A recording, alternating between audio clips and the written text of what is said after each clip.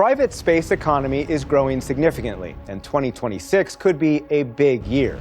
For the last 50 or 60 years, space has mostly been dominated by a handful of governments. Private US companies like SpaceX are making headline for innovation in space travel. I see standards emerging, and I see a really exciting opportunity for a $1 trillion+ economy to form. Having such a strong industry, space industry, Mittelstand industry, but also big companies, but also in the research domain, Germany is benefiting a lot from space investments. Who owns the space between Earth and the Moon? Who decides who refuels a spacecraft halfway to lunar orbit? Who pays for debris cleanup or leases orbital lanes to passing tourists? What happens when the empty void becomes the most valuable marketplace humanity has ever built? Not of goods, but of services. Cislunar space, once just the gravitational corridor between Earth and its satellite, is becoming an economy unto itself. A marketplace without borders, but rich with contracts. A region where spacecraft trade refueling, robotic repairs, data links, and even vacation experiences in orbit, all bound by automated agreements executed by AI.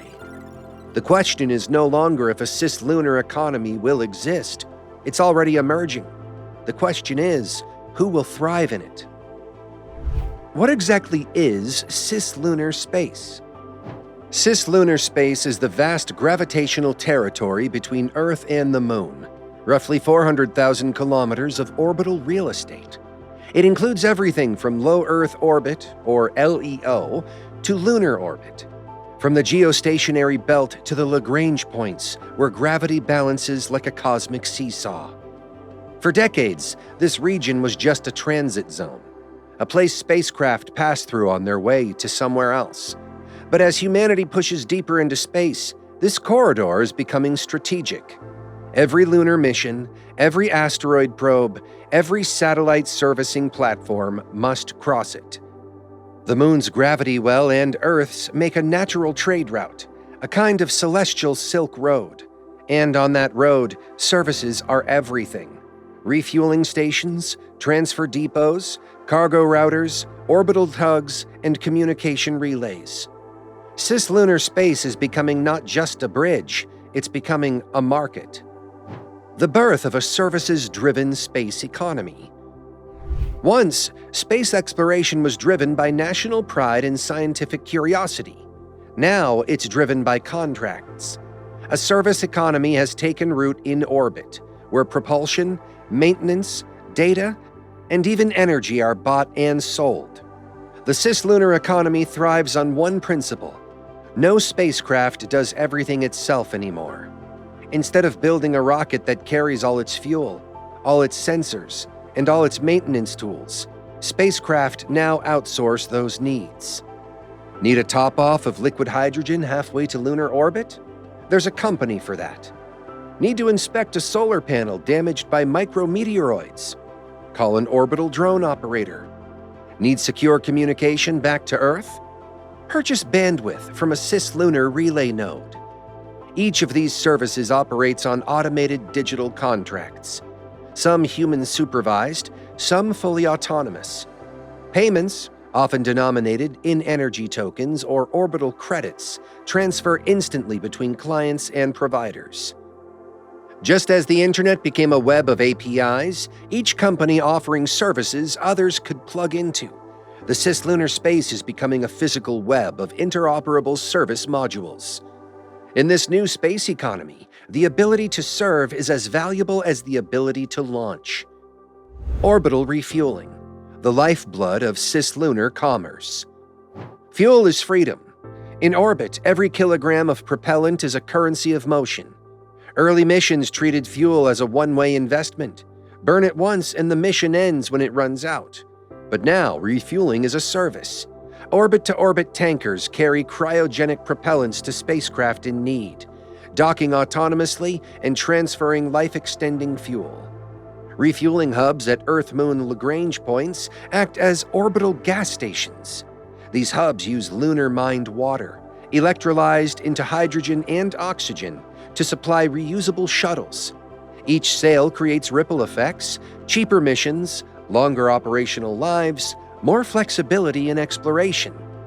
Instead of launching thousands of kilograms of fuel from Earth, companies buy it in orbit from whoever has the best price and reliability rating.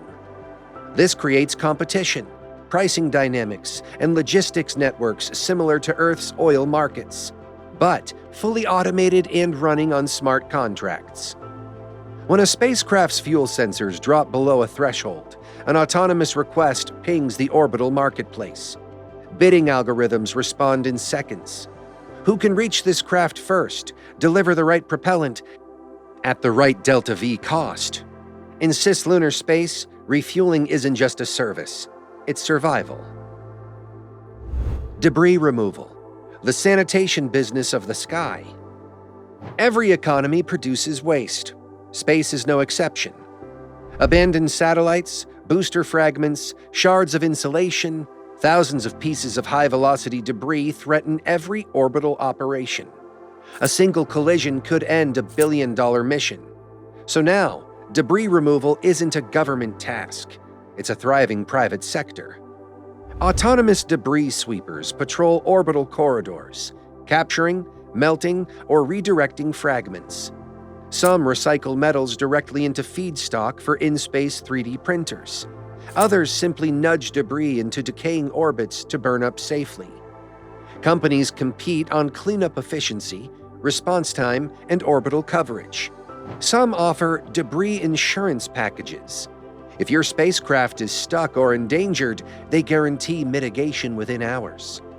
In the cislunar marketplace, clean orbits are valuable property. Debris removal becomes a subscription, not a rescue. Pay monthly and your orbital assets are constantly monitored, shielded, and cleared of hazards, like paying for cybersecurity in the digital world. The once romantic void between Earth and Moon now has janitors, recyclers, and guardians, all monetized through automated, performance-based contracts. Inspection and maintenance, the mechanics of space. A broken solar array, a frozen thruster, a micro crack in a sensor dome. These aren't catastrophes anymore, they're service calls. Swarm drones can now approach spacecraft, inspect them visually or with LiDAR, and even perform robotic repairs. The cislunar marketplace has created a fleet of space mechanics, offering inspection as a service. Clients schedule visits, or automated systems trigger them when diagnostics detect anomalies. A spacecraft no longer has to retire because of one failed joint. Instead, a repair drone arrives. 3D prints a replacement component on site using micro metal powder and installs it, all while both craft orbit the moon. Billing? Automatic. Proof of repair? Blockchain-verified telemetry. The once disposable hardware of the space age is now part of a sustainable ecosystem where longevity equals profit. Microgravity manufacturing, the factory above Earth. Zero gravity isn't empty, it's opportunity. Cislunar space hosts a growing manufacturing sector exploiting microgravity for processes impossible on Earth. Fiber optic cables spun in zero-G achieve purities unmatched on the ground. Protein crystals for medical research grow perfectly aligned. Semiconductor wafers, free from convection flaws, yield ultra-efficient chips. But these factories don't exist in isolation. They buy and sell services across the cislunar market. They purchase debris protection, rent power from solar farms, and hire orbital logistics firms to deliver products to drop pods headed back to Earth. Each transaction, refueling, thermal control, payload retrieval, is handled by smart contracts executed automatically when mission milestones are met. Factories in orbit are less like industrial parks and more like networked nodes in a distributed supply web. Some even trade in micro-manufacturing capacity. A research firm might rent 1 cubic meter of zero-G lab space for 2 weeks, billed by orbital time and resource use. Production itself becomes a service. Tourism hops, the experience economy reaches the moon. Human presence transforms every frontier, and in cislunar space, tourism is emerging as both a spectacle and service. Short-duration hops between Earth orbit and lunar orbit offer the ultimate experience, a 3-day journey through the Earth-Moon corridor, complete with transparent observation decks, augmented reality guides, and meals cooked with view of the lunar space. But behind the romance lies infrastructure. Tourism ships rely on refueling stations, life support supply contracts, data connectivity, and safety monitoring services, each supplied by other firms. The tourist might see only a cabin and a window, but the ecosystem behind that view includes over a dozen interconnected providers trading orbital contracts, energy credits, and service guarantees. Each voyage becomes an economic microcosm, a bundle of subcontracts managed by autonomous systems, ensuring that oxygen, fuel, communications, and thermal control remain optimal. The Space Hotel isn't an isolated structure. It's a node in the cislunar economy. Data relay, the nervous system of cislunar space. Every transaction, every maneuver, every heartbeat of this economy depends on data. Cislunar space is too vast for line-of-sight communications to handle alone. So a new layer of infrastructure has emerged: orbital data relays. These satellites form a persistent web linking spacecraft, surface bases, and Earth stations. Bandwidth is currency. Clients lease communication capacity per megabit, per second, or per kilometer of range. Latency and reliability affect price. Data relay firms operate like telecom providers, but automated and decentralized. Smart routing algorithms allocate bandwidth dynamically, preventing congestion near high-traffic nodes like the Earth-Moon L1 point. Some relay firms specialize in quantum-encrypted channels for sensitive operations. Others sell delay-tolerant networks for long-haul transmissions between Mars-bound ships passing through cislunar corridors. Information isn't just transmitted, it's brokered. These data arteries form the nervous system of the cislunar economy, ensuring every fuel transfer, every repair job, every payment is synchronized across the void. Automated service contracts, the market that runs itself. In the cislunar economy, human bureaucracy would crumble under the sheer scale of transactions. So, automation took over. Smart contracts, self-executing digital agreements stored on distributed ledgers, handle everything from refueling payments to orbital rights leasing. Each spacecraft, station, and drone carries an identity, a wallet, and a reputation score. When a craft requests service, the network verifies availability, calculates costs, and signs an agreement, all in seconds. No human delay. Upon completion, telemetry data verifies delivery, and payment is released automatically. Disputes are rare, but when they occur, arbitration AIs analyze sensor logs to determine compliance. These automated systems aren't just tools, they are the market. They price demand, allocate supply, and even hedge risk through algorithmic futures on orbital resources. A refueling station might pre-sell next week's hydrogen output. A data relay network might trade latency futures. A lunar cargo service might securitize delivery capacity. The cislunar economy, in essence, becomes a living machine of contracts, an ecosystem self-balancing through code. Governance, competition, and ethics. But who governs this? Who decides ownership in a realm where no nation can claim territory? Treaties like the Outer Space Treaty provide broad guidelines, but enforcement in a decentralized economy is complex. Nations can't easily police autonomous drones at the Earth-Moon L2 point. Jurisdictional gray zones multiply. Corporations form consortiums, alliances that set voluntary standards for orbital safety, debris mitigation, and fair service access. Some markets operate through trust networks, where participants must maintain compliance certifications to remain in good standing. Competition is fierce. Earth-based megacorporations vie against startup collectives from orbital habitats. Some entities are fully autonomous corporations, AI-driven entities that exist only in the digital economy of cislunar space, managing fleets of drones and earning profit without human owners. Ethical debates flare. Should AI entities hold orbital property rights? Should space be a public commons or a privatized web of toll booths?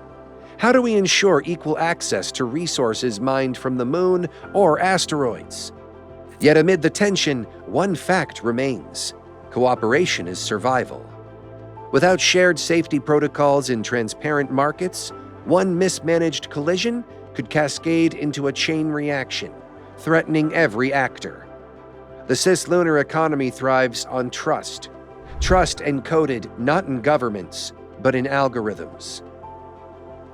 The road ahead, building humanity's next marketplace. The cislunar economy is more than an industry.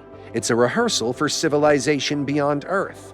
Every refueling station, every service drone, every orbital contract is a prototype for what commerce will look like across the solar system. The infrastructure built between Earth and the Moon will one day extend to Mars, the asteroids, and beyond. The line between economics and exploration is fading. The Moon is no longer just a destination, it's the first customer. The vacuum between Earth and Moon, once a void, is now a network of purpose. And the most valuable commodity in that network isn't metal or fuel, it's reliability. The promise that when a spacecraft calls for help, a service will respond. As automation expands, as AI agents negotiate prices faster than humans can blink, the cislunar economy will evolve into something unprecedented, a self-governing ecosystem of orbital trade.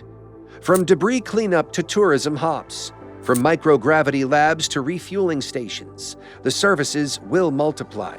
And with each new service, the network grows stronger, smarter, and more profitable. The race is already on. Nations, startups, and autonomous corporations positioning themselves to be the providers of tomorrow's orbital necessities. But the real question remains for us all. Will humanity shape this economy around cooperation and shared access, or let it drift into monopolized control of the heavens? The cislunar marketplace is being written now, line by line, contract by contract, orbit by orbit. And perhaps the most important question to ask is, when the economy between Earth and Moon becomes self-sustaining, will we still call it space or simply home? The cislunar economy isn't science fiction anymore. It's infrastructure waiting to be built. Entrepreneurs, engineers, policymakers, dreamers, this is your frontier. If you've ever wanted to shape the next industrial revolution, don't look down. Look up, toward the space between worlds where opportunity orbits endlessly. Join the movement to make the cislunar economy open, sustainable, and accessible. Build the services, write the contracts, design the systems that will define our next century. Because the space between Earth and Moon is no longer empty. It's becoming the beating heart of a new human economy. And its marketplace is waiting for you. Stay blessed and stay curious.